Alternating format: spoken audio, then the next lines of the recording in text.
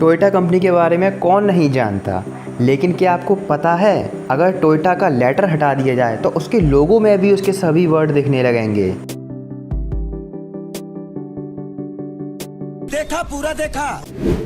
अगर आप किसी इंसान से रात के टाइम कुछ पूछते हो तो ज़्यादा चांसेस हैं कि वो आपको सही जवाब देगा और झूठ नहीं बोलेगा, क्योंकि इंसान का दिमाग पूरे दिन अलग अलग कामों में बिजी रहने के कारण रात को थक जाता है और फिर जब दिमाग के सामने कोई क्वेश्चन आता है तो वो अलग अलग बहाने या झूठ नहीं बोल पाता, क्योंकि बहाने या झूठ बोलने के लिए इंसान को दिमाग लगाना पड़ता है। लेकिन जब इंसान पहले से ही सारा दिन माइंड की एनर्जी और दूसरे कामों में ख़त्म कर चुका होता है तो वो बहाने नहीं सोच पाता और जो है वही सच बोल देता है। तू समझा?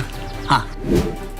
पिज़्ज़ा हट का पिज़्ज़ा तो हमने शायद कितनी बार खाया हो, लेकिन क्या आप जानते हैं उसके लोगों के ऊपर जो हट है उसकी एक बहुत ही इंटरेस्टिंग स्टोरी है। एक्चुअली जब 1969 में पिज़्ज़ा हट कंपनी शुरू हुई तो उसको ये भी डर था कि हमारी कंपनी की कोई खास पहचान नहीं है, ऐसे तो कोई दूसरा दुकान वाला भी पिज़्ज़ा बनाकर आसानी से उसकी बराबरी कर सकता है। इसलिए उनके मालिक ने सोचा कि हमारी सभी शॉप की रूफ कुछ रेड कलर की हट शेप में होंगी, जिससे वो दिखने में और दुकानों से अलग हों।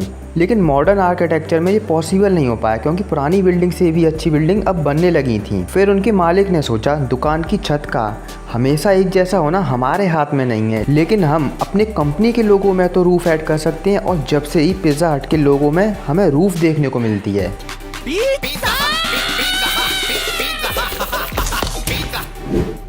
कुछ बड़ा करना है, इस बात को इतना सीरियसली ले लिया कुछ लोगों ने कि एक पहाड़ को ही चोरी कर लिया।